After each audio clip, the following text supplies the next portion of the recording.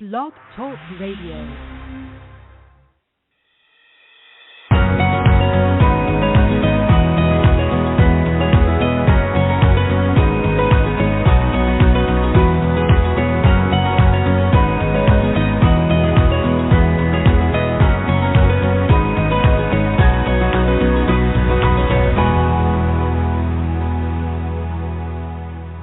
Welcome into our latest episode of Viatorian Voices. Hi, everybody. This is Jim Mitchell, and today, this edition, we're going to take a moment to step back and take a look at the invitation God has for us in our lives, and how sometimes we need to listen. We need to find what that path is. And joining me for our conversation is Father Corey Brost. Well, we're going to learn a little bit about him. Well, he'll tell us his story and talk about what he's doing today. So, first of all, Father Corey, thanks for taking the time. Nice to talk to you again. Jim, it's great to be with you. Can you hear me okay? You're on speaker. All right. You're all good. Thank you. All right. No, I seem to run on my own time zone. So sometimes but I was able to make it on time. And so sorry for sending you the little bit of anxiety ridden message that I might be running late. I am doing great, but I find that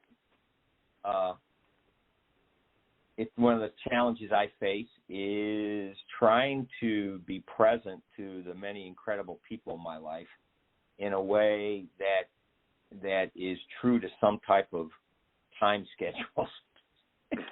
But well, we're glad you're here today. We're going to enjoy the conversation for sure. Yeah.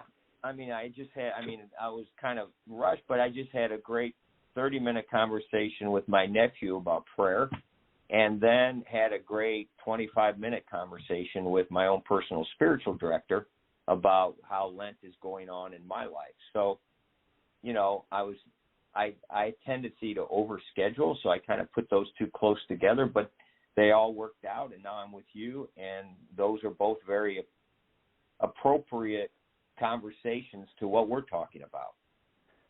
Well, and I'm intrigued in knowing you well, talking about overscheduling, and I don't mean this, from a day-to-day perspective, but just looking at your career path, for lack of a better term. When we talk about listening to God's invitation, I'm just intrigued, and I think people need to get to know you. Kind of tell us about what your career has looked like, as a young man and leading to where you are now. What are some of the twists and turns you've been through? Well, I think the most important thing that I've learned is that God's always inviting us.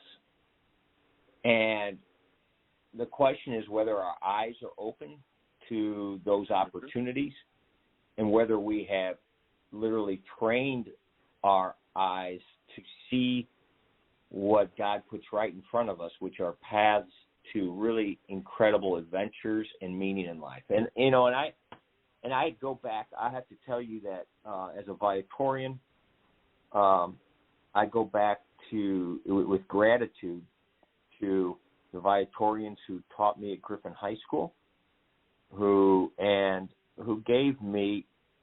showed me a vision of a life of meaning that stuck within me, and I didn't realize that till, post college. I went, and this is the first kind of twist and turn. I got a journalism degree and then a law degree, and was very quote unquote successful, and starting at one of the best newspapers in the country after that, and in the midst of all the success was not at all practicing my faith. I was just too busy with success, and in the midst of that, got really this sense of emptiness. And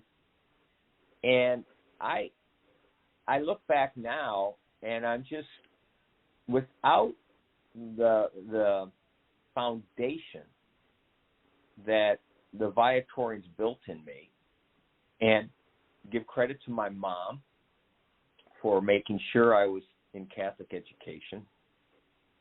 When I felt that kind of emptiness after this really successful young adult career path, I wouldn't have known what to do.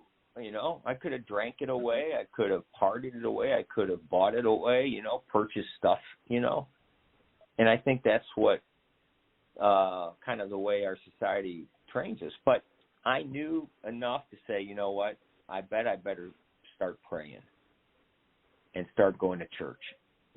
And that's when the crazy idea, after some times in prayer, of doing what the Viatorians did for me, for others.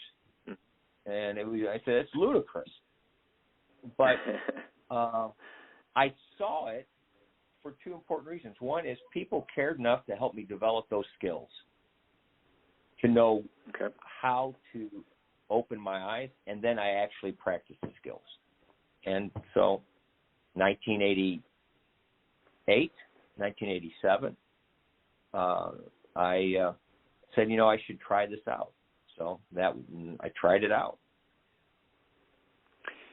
Wait, I'm interested because you mentioned at the very beginning there in your first answer talking about, having your eyes open to see the invitation.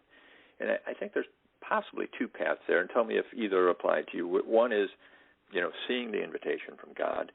The other is seeing it and accepting it, because maybe you can see it and go, wait a minute, I don't want to do that.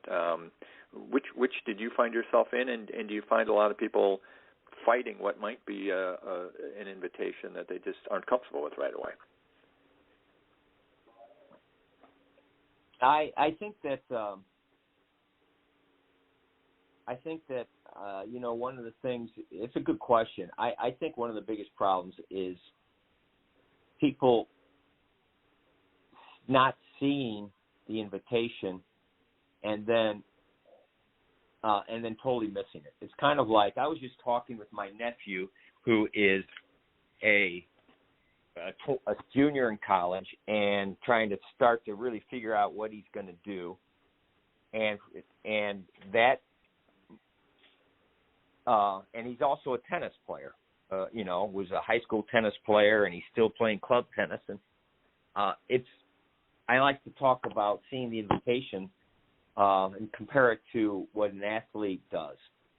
I wasn't by any means a great athlete, but I played racquetball and stuff, but no organized sports. But I know enough about athletics, and having worked with young people who are athletes, the whole idea of practice is that they say it slows the game down.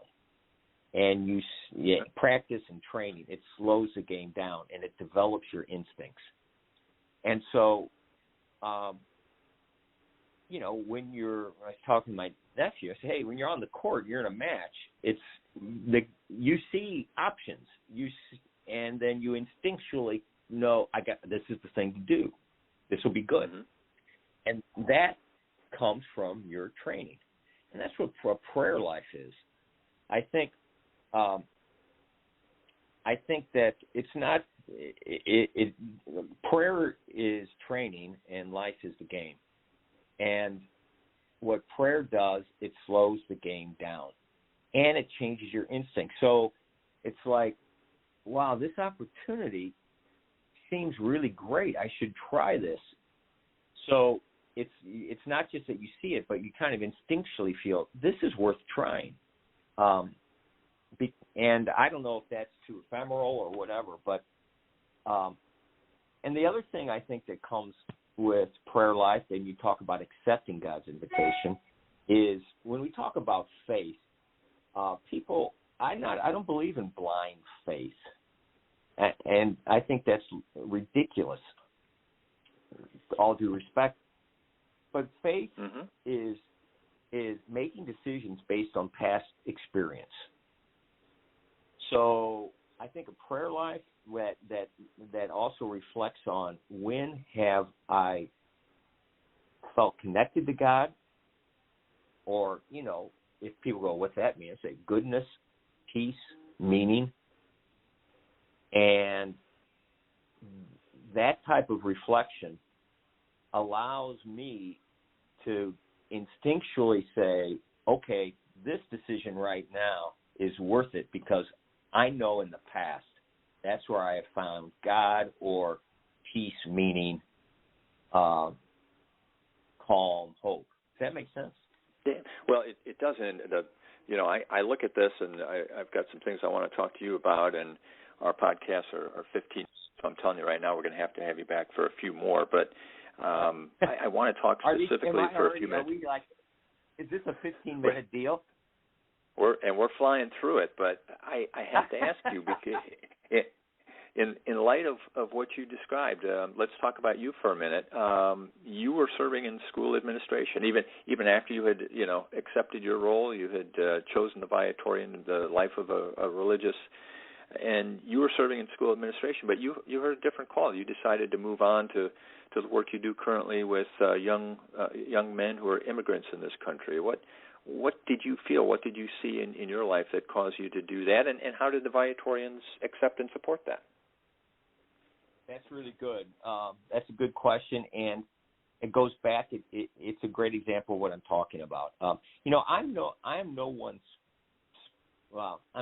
one special as compared to everyone else in this earth. I'm an ordinary guy, but because of, again, disciplined prayer life, that's made me able to do what I think are special things. And I hold on for a second. So what we do is someone just coming in my office. I had to kind of say, hold on for a second. When in 2015, when I was president of Viator, I was invited to go down to the border with our social justice club, and it is something I had wanted to do because I'd always been involved on the side with immigration issues, and I wanted to dive into it deeply. And so we went down for a 4-day immersion in the border, and that trip included a 3-hour hike through desert trails that migrants use to come without documents to the States, trails where they find 100 to 150 bodies each summer. And we hiked these trails realizing how difficult and hot and dangerous they were. And I kept thinking, why would someone take this risk? And in the midst of that journey, I was given a Bible that the priest who led us on the journey said was found in the desert. It was a Spanish-speaking Bible. And I just opened it to a page randomly, and it was a psalm in Spanish that said, "Rush to me, God." And it was all marked in pencil. And I just opened that Bible in the desert, and I thought, there's an immigrant who was praying, "Rush to me, God, rush to me, God," while walking in this desert or preparing to leave home. And as I thought about that over the next few days, what hit me was this voice inside saying, "All right, Corey, migrants around the world in dozens of languages, several faiths are saying to me, 'Rush to me, God, help me, assist me. Who will go in my name?'" It hit me so strongly and clearly that I came back, and after some more prayer, I said to the Viatorians, "I got to leave. I love Viator High School, and Jim, you know how much I love it. But God needs me to be working in immigration issues." And God bless the Viatorians because they said, "Go. We will stipend you to go do that."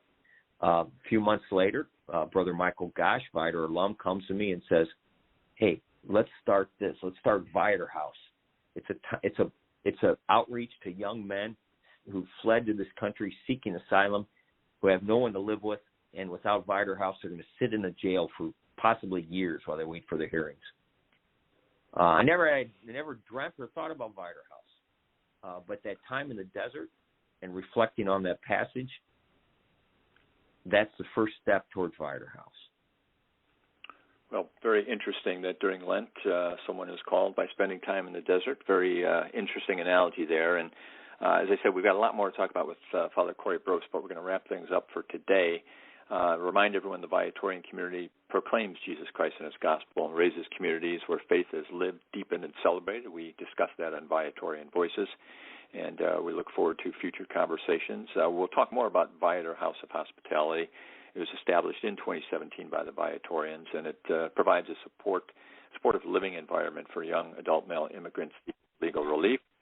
We thank Father Corey. We'll talk to him more about that. And if you'd like to learn more about the Viatorians, follow us on social media at Viatorian USA or email us at vocations@viatorians.com. Thanks, everyone, for listening.